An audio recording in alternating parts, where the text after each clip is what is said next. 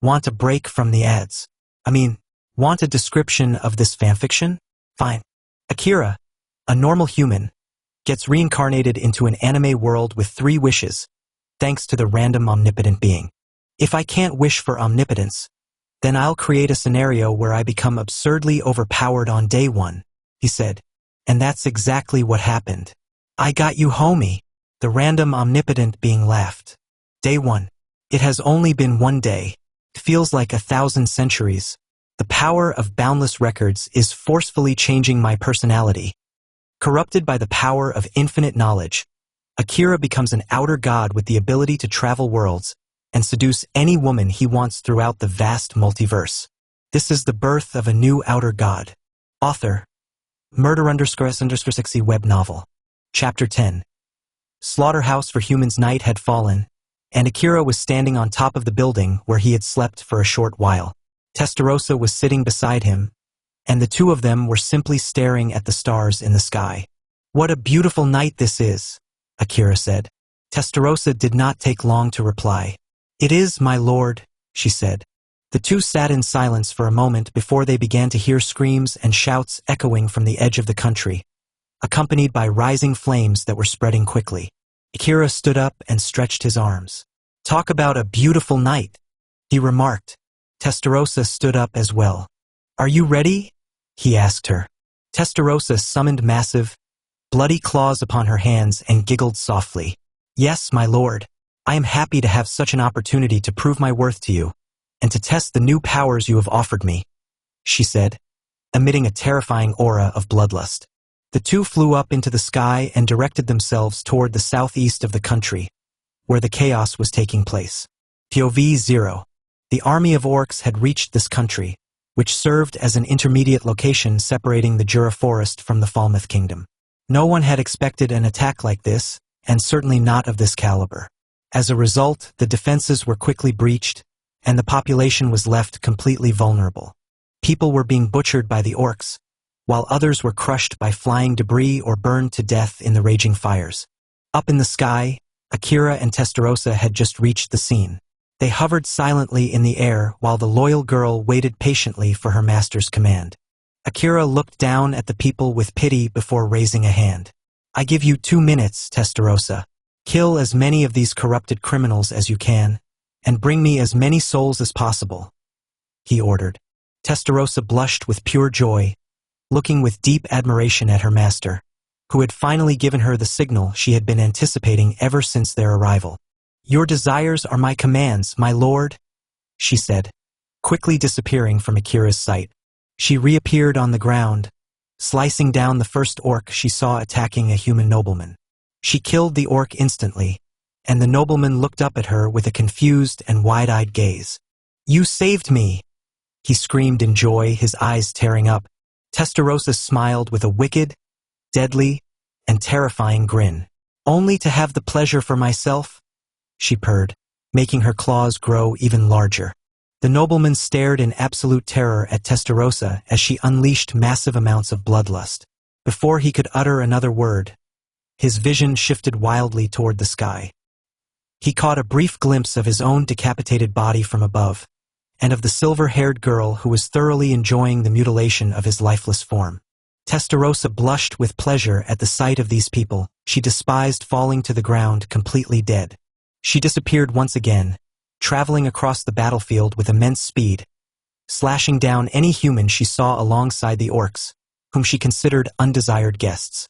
She tore across the land at a fascinating speed, slicing anything in her path into multiple pieces, regardless of what it was. If it moved, it became her target. Regardless of age, status, or race, anything her claws met fell to the ground like an empty husk. To ensure no one and nothing was spared, she summoned spheres of destruction and launched them at the buildings, turning the structures into ashes and anyone inside into literal dust. Explosions erupted everywhere without pause. Tensura was moving far too fast for anyone to track. By the time anyone caught sight of a mysterious figure approaching them, they were already falling to the ground, dying in a gruesome manner. It did not take long for Tensura to wipe out almost half of the population while collecting every single soul. She has already killed half of the population, Akira observed. Akira then summoned a flare gun into his hands and pointed it toward the heavens. With a sharp flash, he shot a scorching flame that traveled across the night sky. This was the signal for the 6 Onis, giving them permission to start the chain reaction of the orc slaughter. Akira glanced back down at Testarossa, who continued to kill people indiscriminately, from the elderly to the very young. She was cold and ruthless, ready to do absolutely anything to please Akira, who had given her these opportunities and whose presence made her blood run warm the moment she looked at him. The pleasure of seeing the race she hated fall to the ground, combined with the thoughts of her master, drove her into an euphoric state. She destroyed anything that moved like a mindless demoness. She launched multiple destructive spells at the surrounding buildings, triggering massive explosions and unleashing immense firepower. The buildings turned to ash, along with any living creatures close enough to be caught in the blast. Both orcs and humans were entirely confused by what was happening. Most of the orcs stopped attacking the humans and stared with worry at the inhuman figure traveling at insane speeds around the battlefield, destroying everything in its path. Neither of the two races knew what to do. Should they attack each other, or should they just try to survive? But whoever paused to think about it quickly realized it was already too late. They fell to the ground completely lifeless after feeling an atrocious pain strike them from random directions. Testarossa finally paused her ground slaughter and flew up into the sky. She accumulated a tremendous amount of black, destructive energy, creating a massive sphere of dark energy with a 20-meter radius. She looked down at the screaming, innocent people and crying humans, ranging from small children to mature adults. She studied every single person's despairing, miserable expression before smiling broadly. "Why is everyone crying? Save your tears for what is coming next," she mocked, throwing the sphere of energy straight down to the ground. Akira calmly put on his sunglasses. The sphere traveled at high speed from 500 meters up in the sky, hurtling toward the ground with increasing velocity. It shifted from a void-like darkness into a purplish, massively destructive orb glowing with instability. Traveled quickly, and seconds later, contact was made. A massive explosion roared across the land. An ear-piercing blast occurred, incinerating every living tissue. Buildings were completely obliterated, and the very ground disappeared. Strong winds howled, blowing everything up into the sky. Everything within a 5-kilometer radius turned to dust, creating a massive ravine alongside deserts and lifeless biomes. The light emitted by the epicenter of the explosion turned the midnight sky into a hot afternoon. Testarossa panted for a few seconds as she regained her senses. "That was amazing," she said elegantly. Akira removed his sunglasses before flying toward Testarossa, whose face became completely red and full of adoration upon seeing her lord. "2 minutes have passed, Testarossa. You killed more than 70,000 on your own. Even though you held back a bit with your last attack, that finishing move was really impressive," he encouraged her. Testarossa's mouth parted in happiness, and stars lit up her eyes. She nodded quickly. "I am so glad to hear that from you, my lord," she said, her voice trembling slightly as she tried to suppress her excitement. Akira looked down at the deserted wasteland Testarossa had created before flying away from the ruined area. She flew right beside him using her long, crimson demon wings, which highlighted her scarlet eyes. "I am glad you collected all these souls on your own, but we still need a few more," Akira said. Testarossa's expression saddened a bit. "My deepest apologies for not completing my mission entirely, my lord," she murmured. "Don't worry about it," Akira replied. "Besides, I was also eager to test out one of my newest spells that I created myself." The two of them continued flying until they reached the untouched part of the country, the other half where most people were screaming, shouting for help, and trying to leave the city as fast as possible. Little did they know, their presence there was going to be crucial for Akira's plan. He needed humans, or more accurately, he needed corpses, the largest amount possible. Akira and Testarossa both hovered in the sky. "I always wanted to try out this skill when I saw it in the anime. Let's see what it's like," Akira thought to himself. Multiple magic circles suddenly surrounded Akira. Testarossa was deeply surprised, as she did not expect anyone to be able to manifest this many magic circles all at once. The circles glowed brighter and brighter until they reached a specific geometric alignment and stopped rotating. The spell was ready, and Akira shouted its name aloud. Harvest Goddess, Shub Nigurath. As he spoke the words, multiple shockwaves rippled violently through the town. Chapter 11. Outer abominations. Meanwhile, Benimaru and the other Onis were standing on the battlefield with a gigantic orc army looming right in front of them. They drew their weapons and waited for the signal. A flare flew up into the sky a few miles away. The Onis looked at the soaring light and immediately understood that their lord had given them permission to launch the attack. The 6 ogres disappeared at high speed, while the other Kijins behind them attacked as well, though with less potency, since Akira had prioritized the main 6. Benimaru sliced every orc into perfect halves before burning them to death, unleashing multiple fire attacks that incinerated every creature in their path. Cheyenne used her powerful weapon to trigger earthquakes, slashing the orcs apart while they were off balance. The old man, Hakuro, was so fast in his movements that every living creature he passed fell to the ground completely lifeless. Shuna cast spells to assist her teammates, while Kurobe crushed the orcs to death, and Soai used his ninja techniques to eliminate several orcs without anyone noticing. The battle raged on until half of the enemy army had been wiped out. It was then that the mastermind finally revealed himself. The leader of the army was an even larger orc, one who clearly belonged to an evolved race. He possessed a far more majestic presence than the other filthy creatures, which instantly earned him killing stares from the 6 Kijins. Benimaru raised his sword high and stared closely at the orc lord, who remained nonchalant but was actively preparing to strike. "Leave this one to me," Benimaru stated. The other 5 Kijins nodded in agreement and backed away. Benimaru smiled, and then he vanished. The orc lord looked around in confusion before letting out a bloody roar as he felt immense pain rip through his back. Benimaru had slashed his spine with his katana, causing a massive spray of blood. The orc lord quickly healed himself using his racial regeneration ability and a portion of his magicules. He spun around, preparing to counterattack, only to find that Benimaru had disappeared once again. He scanned his surroundings with worry before a massive force collided against his large weapon. He barely managed to block the strike, but Benimaru quickly targeted the remaining blind spots on the orc's body. "Let's dance a bit, you pig," Benimaru shouted. He moved so fast that he sliced off the creature's limbs, sending them flying. The orc lord fell to the ground and began to regenerate, but he was immediately interrupted when he saw Benimaru coming straight down at him, aiming directly for his head. "You're done, oh," Benimaru yelled. But then, the earth began to shake violently. The tremors were so intense that Benimaru lost his footing and tripped onto the ground. "What is happening?" Shuna asked, startled. "The ground is shaking heavily," Cheyenne yelled, trying to keep her balance. "This is no normal earthquake," Hakuro replied grimly. "Something massive is approaching." While the Kijins were left dumbfounded trying to figure out the cause of the tremor, the orc lord finished regenerating, stood up, and aimed his weapon at Benimaru, who had let his guard down. Benimaru turned around, only to see the orc lord raising his giant weapon into the air, preparing to crush him. With a sudden spray of blood, the orc lord's head flew up into the sky, and his decapitated body fell heavily to the dirt. Soai had used his stealth movements to get right behind the orc lord and execute him on the spot. "Not on my watch," Soai said, tossing the head aside. Benimaru thanked Soai for the save, and the army of Kijins quickly cleared the battlefield after securing their victory. However, the 6 Onis knew deep down that Akira had something to do with this sudden, massive earthquake. "Belve, Akira."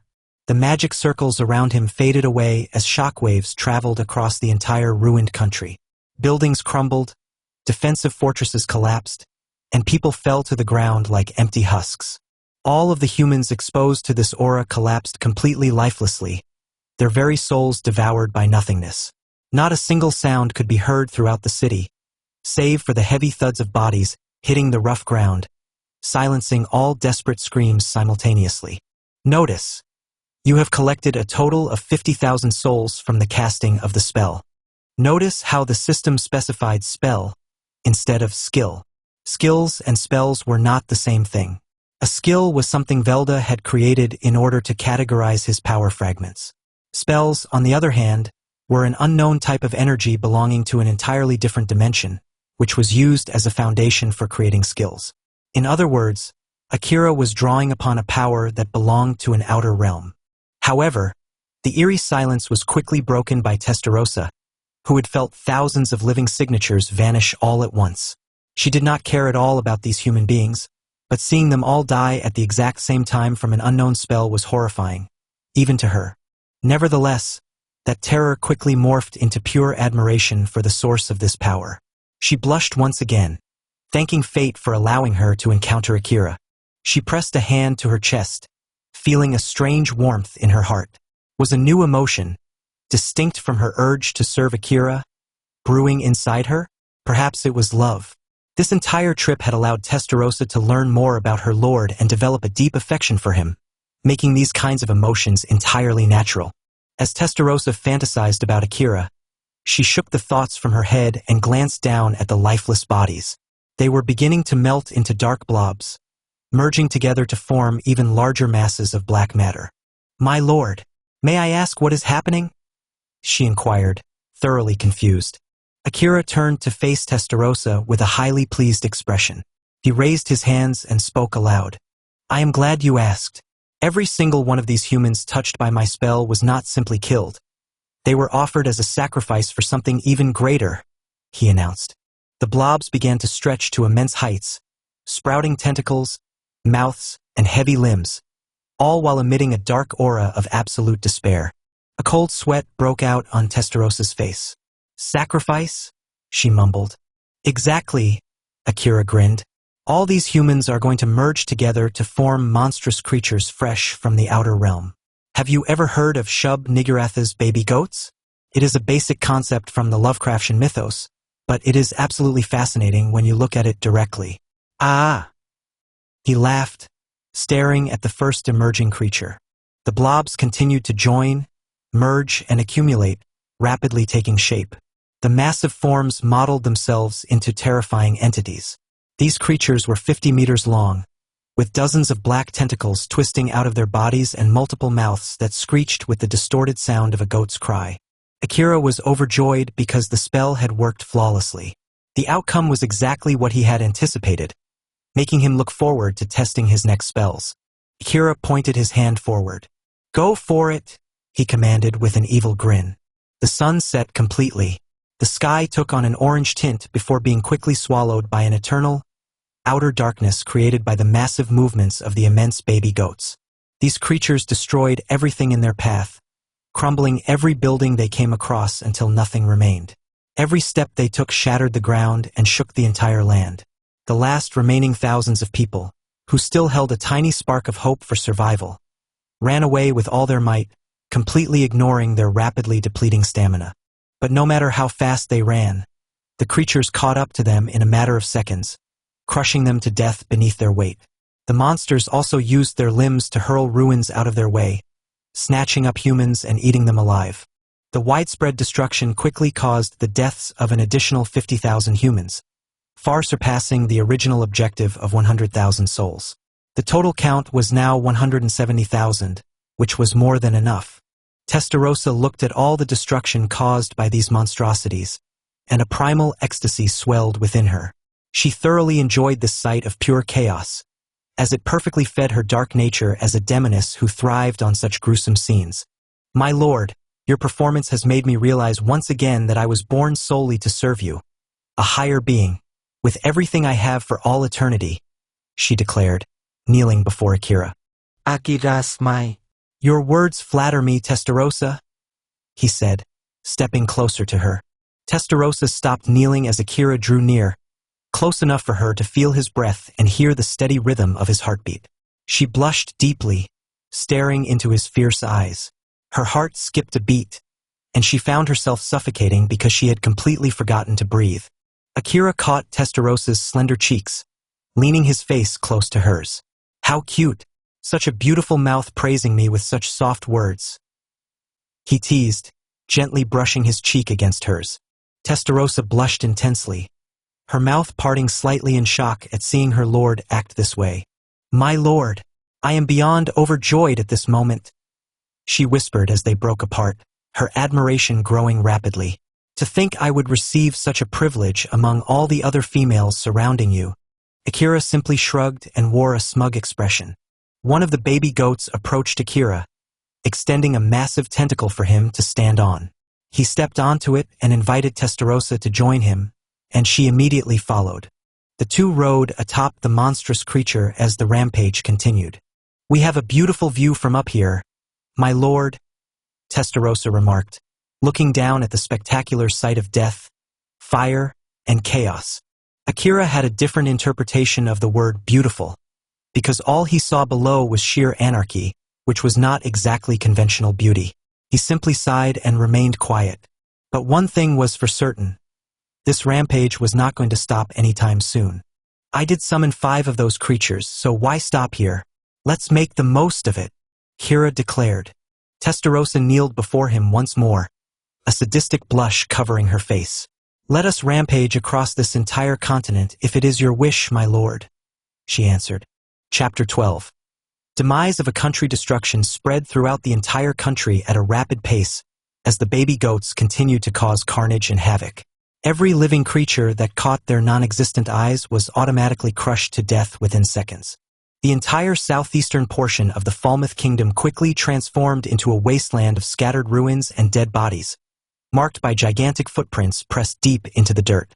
The creatures did not stop as long as their summoner desired them to advance, so they marched onward until they reached the main road connecting the southeastern territory to the capital of Falmouth. Akira and Testarossa stood on top of the leading baby goat, looking down at the mass destruction caused by every single movement of the terrifying entities. "Why would we stop here? We are gathering plenty of souls and having fun at the same time," Akira stated. People who caught sight of these enormous creatures either lost all hope of survival, went entirely insane after gazing upon the outer abominations, or fled in a useless attempt to preserve their lives. However, despite their immense size, these creatures were not exceptionally fast. Their strides were massive, allowing them to cover ground far quicker than any human being, but their actual velocity was limited. News of the monster's appearance quickly reached the capital, and the king had already mobilized defensive troops, most of whom were S-ranked adventurers and imperial knights. Yet none of them stood a chance. Even with the highest quality equipment and years of combat experience, all of their efforts went entirely in vain the moment they drew near the baby goats. Testarossa watched with an amused gaze as the soldiers made futile attempts to halt the creatures, only to fail miserably and meet a gruesome death shortly after. "We are in for quite a spectacle, my lord," she joked cheerfully. Akira replied with a light laugh, causing Testarossa to sigh in relief. This was the first time she had used such a casual tone with Akira, and his relaxed reaction confirmed that he truly viewed her in a different light, going beyond the strict boundaries of master and servant. "We have destroyed more than half of Falmouth, and we are closing in on the capital. What do you think would be good for a finishing move?" he asked her. Testarossa smiled warmly at her lord's words. "Let's show them hell, my lord. I personally highly despise this country, which tricked me millennia ago. The king was greedy and refused to pay me after I transitioned his target, even though I mutilated him and his entire kingdom. I cannot believe this place still exists." She spoke with an enraged expression, her anger clear. Akira listened to Testarossa until she finished, a bitter smile crossing his face. "If those are your thoughts, then let it be," he said simply, looking toward the massive fortress they were approaching. A few minutes later, upon reaching the capital, Akira could clearly see a massive city surrounded by giant fortress walls and thousands of deployed soldiers. The baby goats knew no limits when it came to cruelty, continuing along their path until they were only a kilometer away from the fortifications. From the soldiers' perspective, each step the creatures took made them appear larger, rendering their insane, monstrous characteristics terrifyingly clear. Some soldiers began to soil themselves out of fear, while others refused to submit to the horrifying appearance of the outer creations, keeping their weapons raised and their guards up. "Is it just me, or did they stop in their tracks?" the chief of the defense troop asked aloud, raising his arm to signal his men. The baby goats had indeed stopped moving. They froze in place as an even more sinister presence approached, a humanoid figure who belonged to the one who had started this entire manifestation. Akira flew down from the back of the baby goats and advanced toward the fortress. He hovered in the air, looking down at the humans below with an evil smile. The chief of the legion quickly noticed Akira. Looking at his godlike appearance, it was immediately obvious that he was not a human being. Your appearance? You are not human at all, are you? The chief stated, not truly expecting an answer. He raised his arm into a battle stance and waited for Akira to reply. Cuckoo. No, I am not. Akira laughed. But please move out of the way, because my baby goats will probably crush you down along with the fortress if you remain standing there. The chief grew furious. That is a bluff. He mumbled, but Akira did not flinch. Akira smiled faintly before snapping his fingers. Suddenly, the earth began to vibrate intensely as something moved forward at extreme speed. The soldiers' eyes widened in sheer horror as the baby goats began running directly toward them. They moved so fast that the ground looked as if it were about to burst apart with every step. They closed the distance in a matter of seconds, reaching the fortress walls and causing everyone to scream in terror and panic. The chief, however, stood his ground. He gripped his long spear tightly and closed his eyes, bracing for the inevitable impact. Damn you, he muttered with a distressed expression. But then, quite suddenly, the creatures halted. They froze completely in place, as if the concept of time had ceased to exist. The soldiers stared at the frozen abominations in absolute disbelief. Akira-sai. You have guts, I will give you that, he said, looking down at the trembling chief. Does that mean? The chief started, but before he could finish his sentence, Akira spoke again. However, you are not really helping your cause, so I will have to use Meteor Drop, Akira announced, raising his hand toward the heavens. What? The chief mumbled. Brace for impact, Akira said calmly. He raised his hand higher and snapped his fingers once more. The appearance of the sky altered instantly, shifting from a clear azure blue into a deep, scarlet crimson. Fragments of burning debris began to rain down, followed closely by an enormous meteor falling at an unstoppable velocity. Testarossa looked up at the meteor with stars in her eyes, literally, as the bright flames reflected clearly in her gaze. But unlike the demoness, the soldiers, the people on the fortress, and the citizens living close to the walls looked up at the rushing meteor with utter confusion and terror. Before anyone could say a word, the impact occurred. A massive explosion echoed across the land. The giant boulder completely demolished the entrance of the fortress, creating an enormous ravine that shook the entire capital city. Everyone near the epicenter was either crushed to death, instantly incinerated, or violently blown away by the shockwave. Kira laughed out loud. He had been looking forward to seeing this specific spell animated in the Overlord anime, but instead, he was getting to experience it live. Haha, wasn't that a beautiful spell, Testarossa? He asked. Testarossa looked at Akira with an overjoyed expression. It was, my lord, she replied enthusiastically. The baby goats quickly penetrated the capital's perimeter and began to rampage immediately. Akira's soul count began to increase exponentially, rapidly climbing into the hundreds of thousands. We have gathered more than enough souls for all of our future plans, Testarossa, Akira noted. Testarossa walked up to Akira's side. Should we call it a day, my lord? She asked softly. Akira nodded in agreement. Yes. But before we do, let us make the final finishing move. Akira deactivated the Shub Niggurath spell, and the massive baby goats completely vanished from sight. The city suddenly regained its calm, and the surviving citizens looked around with sudden joy and hope at the disappearing abominations. Before we leave, I will give these people a little departure gift. Or should I say, gifts, Akira said, snapping his fingers repeatedly. Meteor drop, meteor drop, meteor drop.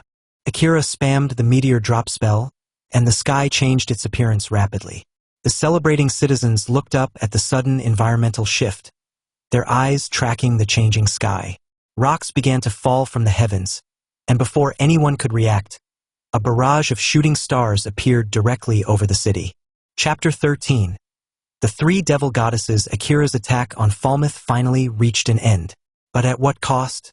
The capital had become nothing but a desert filled with numerous meteor crash sites and ravines which split the land into multiple parts.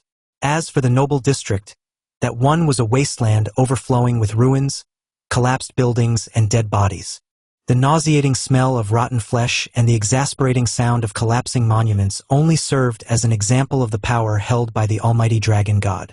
This assault shook the entire world, and everyone from heaven to hell heard of the attack and started discussing the matter. Though not a lot of information was available because everyone who knew anything was either at the battlefield and died, or watched the attack from afar and fell into despair, or took a glance at the monstrous entities and lost their minds. Some speculated it to be the orc army's doing, while some who were sharper linked this to the sudden appearance of Akira Nava. Among them was Guy Crimson, the leader of the Demon Lord Council and the strongest among them. The latter called for a Walpurgis to discuss what had happened in the Falmouth Kingdom and perhaps come closer to reaching Akira, though what he did not expect were outsiders coming to this Walpurgis, which was exactly what was going to happen, along with Akira creating even more demon lords. POV. Akira. Akira was standing by a throne inside of his infinity castle. A grand throne with red sparkles and dark crimson aspects, with omni-ranked swords capable of ending reality all inserted inside the unbreakable gems and stones forming the majestic seat. There was a throne on almost every level of the castle. But right now, Akira was inside the 7th level of the Infinity Castle, a huge, infinite forest covered by endless moonlight and a glowing moon. In the middle of the forest was a giant amphitheater with various artifacts and statues. Akira gently drank a sip of wine before getting up and landing in the middle of the arena. "It is time," he said, clapping his hands once, which spread a sharp sound throughout the entire 7th level.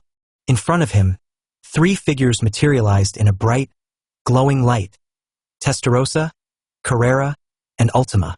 "Welcome everyone to the Infinity Castle," he said, and the space around him started changing into numerous shapes before reverting back to normal.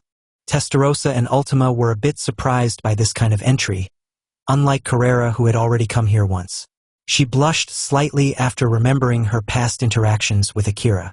"Such a majestic environment, my lord," Testarossa said in surprise. "It's so cool," Ultima exclaimed cheerfully. Akira smiled slightly because he appreciated their remarks. He cleared his throat before speaking. "You have all done a great job, and I think that you all deserve a proper reward," he said, pausing to look at the 3 girls' reactions. The 3 looked at each other and immediately thought of the exact same thing. They all blushed intensely upon realizing it, and a little sweat appeared on Akira's face. "I used the wrong words. Let me rephrase. What do you 3 think of evolving into demon lords?" he asked, which completely shocked the 3 girls. "Are you suggesting we become demon lords, my lord?" Testarossa exclaimed, voicing the question that was on all of their minds. Naming a primordial demon was madness. Giving them a physical body was insanity. But making them demon lords went completely beyond comprehension. Luckily, those normal rules did not apply to Akira. "Get ready to be reborn, everyone," he said. Akira snapped his fingers, and the 3 demonesses were quickly enveloped in bright, crimson cocoons covered in various signs and writings of the demon language. The aspect of the 7th floor quickly changed into a stormy cloudscape, and thunder started erupting. Winds blew at a fast speed, and the light surrounding the demonic cocoons only grew brighter. Since they were now inside of Akira's imaginary space, the voice of the world did not intervene, and the evolution went smoothly. To be precise, the 3 evolved from demon peers into supreme devil goddesses. Akira had collected more than 2 million souls, which was more than enough to overdrive the process. Instead of evolving into true demon lords, they directly went to great demon lords, which was the 2nd stage of demon lord evolution and normally required 2 demon lord seeds and 30,000 souls. Suddenly, the cocoons started shattering before completely opening up and revealing the 3 girls. The 3 emerged with their eyes closed, their physical forms fully transformed by the surge of energy. Their appearances seemed to have matured by a few years, radiating an immense aura. What caught Akira's eye most was their beauty, which had increased exponentially, breaching mortal standards and reaching a supreme level. Not only that, but their elegance had significantly heightened alongside their complexions, which became pale yet radiantly healthy. Their hair became more vividly colored, and their sharp nails grew longer. "Let's avoid questioning nature," Akira sighed. The 3 girls started waking up, looking slightly confused for a second. They asked a few questions while holding their heads. "Your evolution was a success, everyone. How does it feel?" You may use this arena as your playground. I don't care about the damage, Akira said, while lowering the durability of the surrounding structures from unbreakable down to simple material levels. The three demon girls quickly felt ridiculously immense power coursing through their veins. If it weren't for the overpowered bodies Akira had given them, they would have probably exploded or perished from all this new, overwhelming strength. Carrera then raised her hand and formed a destructive orb. This one had a perfect shape, a clearer golden yellow color, and an aura of absolute destruction. She launched the orb far away, and it exploded after traveling for millions of miles in the matter of a few seconds. A massive explosion echoed through the space. Even though the orb was an immense distance away, the blast made it look like it happened right in front of them. It was an explosion which far surpassed that of a supernova, and it was actually Carrera's weakest orb, completely unpowered and uncharged. Carrera looked with shocked eyes at the unfolding explosion and almost fell to the ground. Holy cow! And that was my weakest spell!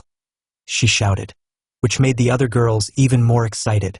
Apart from the physical changes, the three had gained ridiculous powers that far surpassed the standard skill system. They gained access to ancient spells alongside multiple ultimate skills and an even larger energy pool. It was then that the three realized their old garments had dissolved during the transformation. They blushed intensely, looking down at their newly developed figures.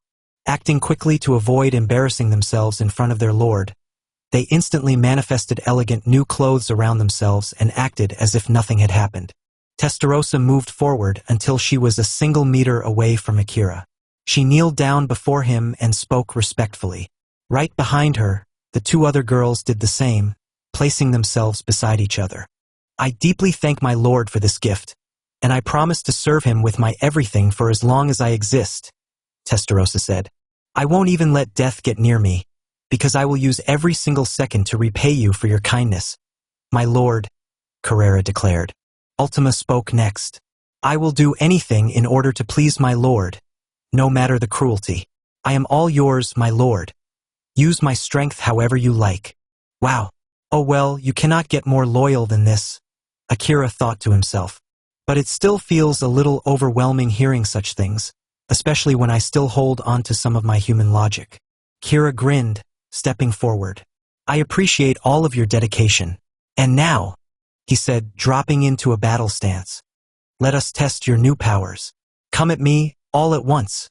Testarossa and Ultima looked at each other, hesitating because they did not think they should actively attack their lord. Carrera, however, pushed past the two of them, looking at Akira with a fierce grin and an overflowing aura. Hope you don't hold it against me, my lord, but I hope you know what that means, she said, summoning huge claws upon her hands and leaping straight toward him. Akira, however, simply dodged all of her attacks, which were moving faster than the speed of light. He could see the drastic improvements in her techniques and raw power, but they still did not even reach Akira, let alone get close to his level. He evaded every single strike, each swing destroying the space-time fabric around them. He simply dodged and smiled, which made Carrera wear a frustrated expression, though she still maintained an amused, grinning face. Ultima joined the fight as well, launching herself at Akira's back with even larger, bloody claws and a sadistic expression. Sorry, my lord, but it is you who demanded it, she said, swinging her claws across his flank. Akira smiled, and in a flash he disappeared. Ultima was shocked, her claws accidentally swinging right past Carrera as they both reeled back. The two jumped backward and checked their faces, though they sustained no injuries, since it would take far more than that to actually scratch or hurt a devil goddess. Ultima, what in the world are you doing? Carreras shouted. It's not my fault, Carrera. My lord disappeared, Ultima replied. The two looked around in search of Akira. He then reappeared right beside them, and upon seeing him, they quickly slashed their weapons toward him. But with a single swift sweep of his hands through the air, he sent them flying back into the sky. Testarossa charged up a series of attacks and hurled them at Akira, which he swiftly evaded. He leaped toward Testarossa, closing the distance rapidly. She continued throwing supernova attacks, only for Akira to suppress the energy completely as he drew near. But then, Testarossa smirked. Kira's ear twitched. He looked up and saw an enormous star powered by unstable energy, charging up and growing larger by the second. Testarossa made a swift hand sign, causing the massive star to drop straight down toward Akira. It traveled across the sky, hurtling toward him at an alarming rate. Albeit being as big as an actual celestial body, it flew down with fascinating speed. Akira calmly put on his sunglasses and looked up at the falling star with a perfectly neutral expression. Colossal explosion roared through the arena. The blast was so intense that it nearly destroyed the entire 7th level of the Infinity Castle before the space automatically began repairing itself. Nothing was left, not even the ground. The explosion created supermassive black holes and a dark void in the background. However, it did not affect the girls at all, and all the collateral damage repaired itself in a matter of seconds. The 3 girls stared in absolute shock at Akira, who was standing right in the epicenter of the explosion, completely unharmed. He was still wearing his sunglasses and smiling playfully, his majestic blue hair blowing gently in the wind. "Well, that was a spicy meatball," he teased Testarossa. Carrera was still not intimidated by his power. She manifested a spectral gun with her magic and fired multiple bullets capable of shattering worlds or even universes. Akira dodged every single bullet she aimed at him, which only fueled her determination. She started firing the weapon with an incredibly fast cadence, but Akira moved so quickly that only his afterimages could be seen. Then, he raised his hand and began snatching the bullets right out of the air. Not a single one passed. Every single projectile was caught firmly in Akira's grip. Carrera stopped shooting, staring in disbelief at Akira, whose hand was filled with her spectral bullets. "It's a nice attack, but you should make the bullets bigger, faster, and more potent," he advised. Akira then hardened his grip, forcing all of the spectral bullets to merge into one single massive sniper round. Carrera looked on in shock at Akira's feat, as even she did not know it was possible to merge the bullets like that. "I think this belongs to you," he said, flicking his fingers to launch the sniper bullet back at her. Before she could even react, the projectile struck her stomach with an enormous impact, sending her flying miles away across the arena. Only Testarossa and Ultima were left. "Death touch?" Ultima said, causing her palms to glow with a void like black energy. Akira raised an eyebrow upon seeing Ultima's technique. A technique which erases anything it touches from existence irreversibly. "A fascinating choice to use against me," he teased, instantly revealing everything about her deadly attack. Ultima smiled bitterly. "Come on, my lord. I know you are completely capable of erasing us all with a single thought, so please don't hold it against me if something were to happen to you." Akira then cut his finger, allowing his blood to fall to the ground drop by drop. The blood dripped down until a small puddle formed on the floor. Using his boundless manipulation, Akira merged the blood into a tangible weapon, a crimson sword of infinite sharpness, formed by the pure essence of an outer god. Since the sword was formed from his own power, he mastered its weight instantly. "I present to you the sanguinary blade, capable of cutting down an entire reality if used correctly," he said, swinging it smoothly through the air. Ultima was amazed by the sword her lord had created. "Oh, I wonder how it feels to cut through opponents with a weapon like that," she said, her cheeks flushing slightly with excitement. Akira rolled his eyes playfully. "I like your way of thinking, you little Yandra," he replied. Akira then engaged Ultima in a fierce display of swordsmanship. She swung her claws in all directions, trying to land a hit, but Akira was far faster, blocking each of her strikes with his blade and pushing her back step by step. While the two were fighting fiercely, Testarossa slipped behind Akira, completely masking her presence with advanced stealth abilities. She knew that Akira could not be beaten with raw power alone, so she planned to catch him in a powerful binding seal. "Got you!" she shouted, placing her hands firmly on Akira's shoulders. But in the space of a picosecond, Akira's neck turned with a speed far beyond that of light, looking right at Testarossa with fierce eyes and a grinning smile. The exact moment she touched him, Testarossa was struck by a high-voltage surge of lightning magic that instantly neutralized her movements. Before she could recover, she was imprisoned inside an unbreakable seal of light and glass. Akira had actually never taken his eyes off Testarossa from the very beginning of his clash with Ultima. He had activated merciless revenge, causing Testarosa's own sealing magic to reflect directly back. Testarosa stood up inside the barrier, attempting to shatter the glass, but it wouldn't even scratch. She was trapped by the full potency of her own strongest sealing ability. Akira continued clashing his sword against Ultima's claws before executing a powerful parry that pushed her backward. "It's time to end this, little Ultima," he said to her. Ultima blushed once again, thoroughly enjoying the thrill of the battle. "I couldn't agree less, my lord. Let the blood rain," she cried, vanishing from Akira's sight and reappearing directly in front of him. She tried to slash down upon him, but she was immediately repelled backward by several meters. "What happened?" she exclaimed, trying to comprehend the invisible force pushing her away. Ultima tried to strike Akira once more, only to be deflected again by a massive exterior force. Then, a brilliant light enveloped Akira as he prepared his final move. Utilizing all of the kinetic and magical firepower he had accumulated from their attacks since the very beginning of the match, he prepared to reflect all of it back with tenfold power. Ultima's dark, void-like claws suddenly shattered into pieces, leaving her completely stunned. "Dying by the hands of my lord?" she muttered, a slight blush returning to her face at the dramatic thought. Akira looked at her with a confident grin through the blinding light surrounding his figure. "Don't be stupid. I wouldn't dream of killing you, my darling," he called out. "But you will have to find a way to break through this attack yourselves."